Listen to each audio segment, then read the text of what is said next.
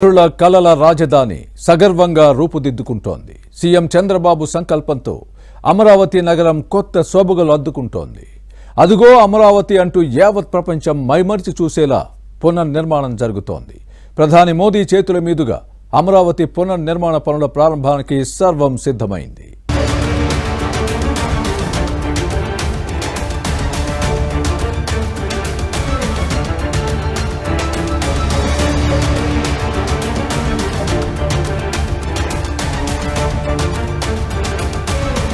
నవ్యాంధ్ర కళల రాజధాని అమరావతికి మహర్దశ పడుతోంది.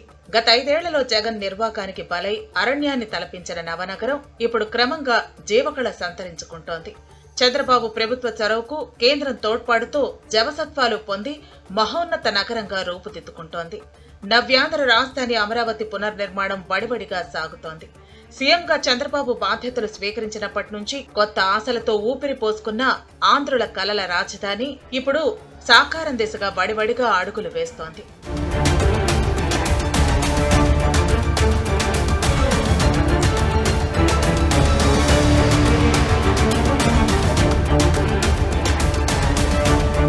చంద్రబాబు నేతృత్వంలోని కూటమి ప్రభుత్వం సంకల్ప బలంతో రైల్వే ప్రాజెక్ట్, డ్రోన్స్ హబ్, మౌలిక సదుపాయాలు, పెట్టుబడుల వెల్లువ, త్వరలో మొదలు కానున్న రాజధాని పునర్నిర్మాణ పనులు, ఇలా ఒకటేమిటి అమరావతికి ఇప్పుడు ఎటు చూసినా శుభశకునాలే కనిపిస్తున్నాయి.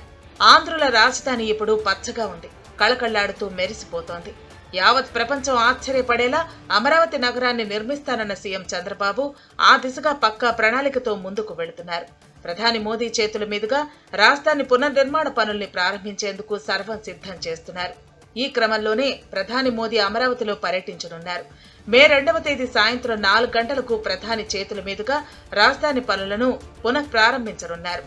అమరావతి రాజధాని సిఆర్డీఏ పరిధిలో సుమారు 1,00,000 కోట్లతో చేపట్టే పనులకు మే 2వ తేదీన ప్రధానమంత్రి నరేంద్ర మోదీ శంకుస్థాపనలు, ప్రారంభోత్సవాలు చేస్తారు.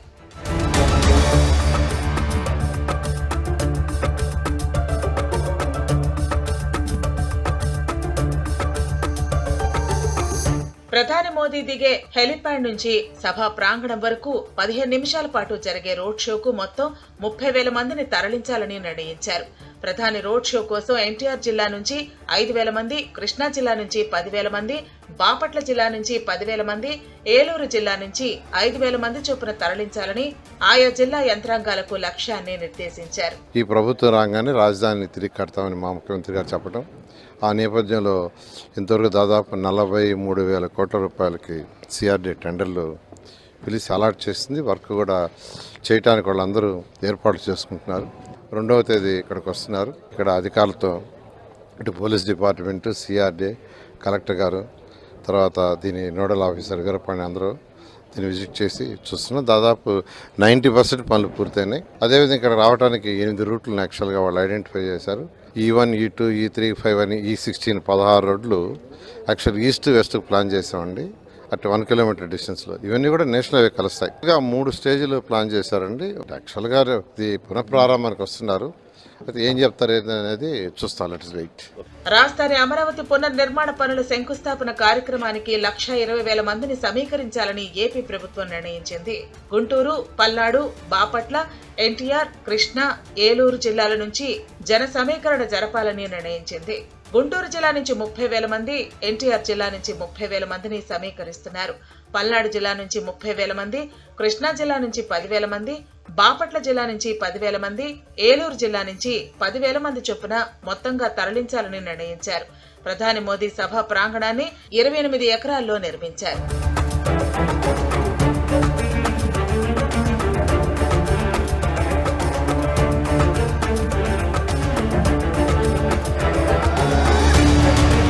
అమరావతిలో సచివాలయం వెనక భాగంలో ప్రధాని మోదీ బహిరంగ సభకు విస్తృత ఏర్పాట్లు జరుగుతున్నాయి.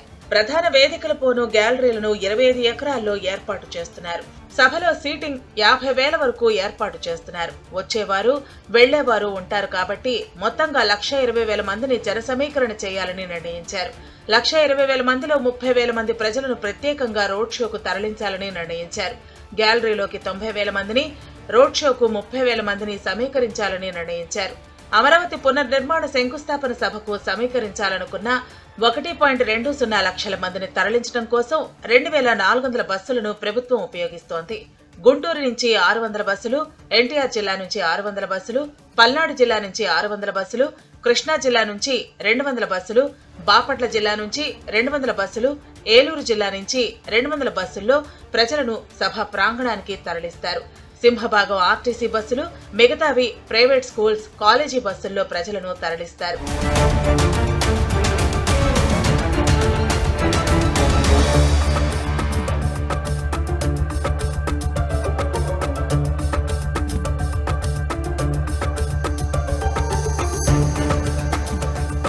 కాగా అమరావతిలో వివిధ పనులకు ఇప్పటికే దాదాపు 47,000 కోట్ల రూపాయలతో పనులకు టెండర్లు పిలిచినట్లు ప్రభుత్వం తెలిపింది. ఈ క్రమంలోనే 3 ఏళ్లలో పనులు పూర్తయి తీరాల్సిందేనని చంద్రబాబు తేల్చి చెప్పారు. అటు ఈ టెండర్లు కూడా ఇప్పటికే ఖరారు చేశారు. అసెంబ్లీ ఆకృతిని ఇప్పటికే ఖరారు చేసినప్పటికీ అంతర్గతంగా అసెంబ్లీలో వర్క్ ఎలా ఉండాలి, మంత్రుల ఛాంబర్లు, కారిడార్లు, ఇన్నర్ లాబీలు, మంత్రుల సిబ్బంది పేషీలు, వీటన్నిటిపై కూడా ముందుగానే అధ్యయనం చేయాలని సీఎం సూచించారు. మొత్తానికి రాజధాని అమరావతిలో అభివృద్ధి పనులు పరుగులు పెట్టించేలా కూటమి ప్రభుత్వం కార్యాచరణ సిద్ధం చేయడంతో ఏపీ ప్రజల్లో ఆనందోత్సాహాలు వెల్లివిరుస్తున్నాయి.